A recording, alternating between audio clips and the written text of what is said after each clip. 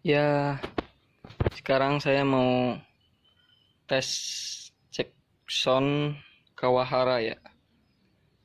Mungkin ini Kawaharanya tadinya di bekas Matic, jadi slincernya kekecilan untuk ke leheran pipanya. Nah, jadi saya sedikit dikasih lem. Waduh, saya lupa ini masang ternya.